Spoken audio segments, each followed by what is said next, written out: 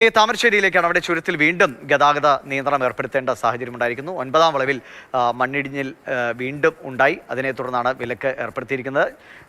ഇന്നലെ, അതായത് മിനിങ്ങാന്ന് രാത്രി ഉണ്ടായ മണ്ണിടിച്ചിൽ ഇന്നലെ വൈകുന്നേരത്തോടെ രാത്രിയോടുകൂടി ഏകദേശമൊക്കെ ഒന്ന് പരിഹരിച്ച് വാഹനങ്ങൾ കടത്തിവിട്ട് തുടങ്ങിയതായിരുന്നു. പക്ഷേ പിന്നെയും ഈ കല്ലുകളൊക്കെ ഉരുണ്ട് താഴേക്ക് വന്നതാണ് അപകട ഭീഷണി ഉണ്ടാക്കിയത്. കോഴിക്കോട് ജില്ലയിൽ ഉൾപ്പെട്ട സ്ഥലത്താണ് മണ്ണിടിഞ്ഞിരിക്കുന്നത്. വലിയ വാഹനങ്ങളൊക്കെ തൽക്കാലം 2 അടിവാരത്തും വൈത്തിരിയിലുമൊക്കെയായി നിർത്തിയിട്ടിരിക്കുകയാണ്.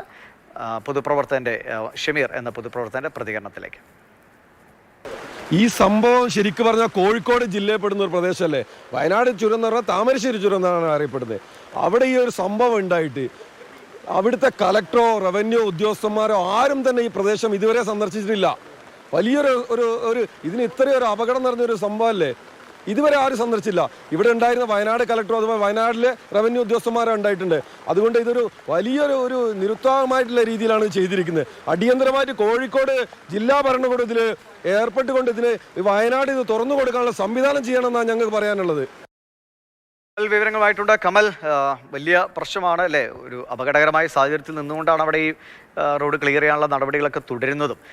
എങ്ങനെയാണിപ്പോൾ ജോലികൾ മുന്നോട്ട് പോകുന്നത്? എത്ര സമയം കൊണ്ട് ഒരു സാധാരണഗതിയിലൊക്കെ ഒരു നേരെയെങ്കിലും വാഹനങ്ങൾ കടത്തിവിടാൻ കഴിയുമെന്നാണ് പ്രതീക്ഷിക്കുന്നത്? ദിവിഷ്, നിലവിൽ റോഡിൽ തടസ്സങ്ങളില്ല. അത്തരത്തിൽ റോഡ് ക്ലിയർ ചെയ്യേണ്ട ഒരു പ്രശ്നമില്ല. ഇടിഞ്ഞ സ്ഥലത്ത് നിന്ന് പാറക്കല്ലുകൾ താഴേക്ക് ഇടയ്ക്കിടയ്ക്ക് വീഴുന്നതാണ് പ്രശ്നം.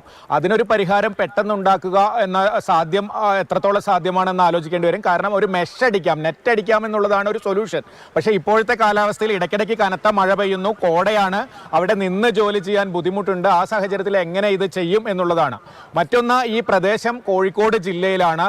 കോഴിക്കോട് ജില്ലാ ഭരണകൂടത്തിന്റെ വ്യക്തമായ ഒരു അനാസ്ഥ ഇക്കാര്യത്തിൽ ഉണ്ടെന്ന് പറയുന്നു. മിനിഞ്ഞാന്ന് രാത്രി ഈ സംഭവം ഉണ്ടായിട്ടും കോഴിക്കോട് ജില്ലാ കലക്ടർ പ്രദേശം സന്ദർശിച്ചിട്ടില്ല. കോഴിക്കോട് ജില്ലാ ഭരണകൂടത്തിന്റെ ഒരു ക്രിയാത്മകമായ ഇടപെടൽ ഇക്കാര്യത്തിൽ ഉണ്ടായില്ല. വയനാട് ജില്ലയിലെ ദുരന്ത നിവാരണ അതോറിറ്റിയും കലക്ടറും മറ്റു ഉദ്യോഗസ്ഥരും ജനപ്രതിനിധികളും ഒക്കെ മിനിഞ്ഞാന്ന് മുതൽ ഇവിടെയുണ്ട്. പക്ഷേ സാങ്കേതികമായി വയനാട് ജില്ലയിൽ നിന്ന് തീരുമാനങ്ങൾ എടുക്കുന്നതിനും ഫണ്ട് ചെലവാക്കുന്നതിനും ഒക്കെ സാങ്കേതിക പ്രശ്നങ്ങളുണ്ട്. മറ്റൊരു ജില്ലയിൽ ഉൾപ്പെട്ട പ്രദേശമാണ്.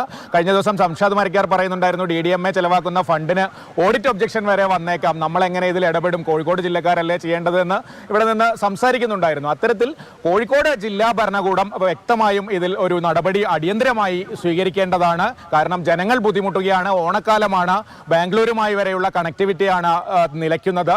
അത് വലിയ പ്രശ്നങ്ങളാണ് ആളുകൾക്ക് ഉണ്ടാക്കുന്നത്. ശരി, കമലാണ് വിവരങ്ങൾ നൽകിയത്. തീർച്ചയായും കമൽ അവസാനം പറഞ്ഞതുപോലെ ഓണക്കാലമാണ്.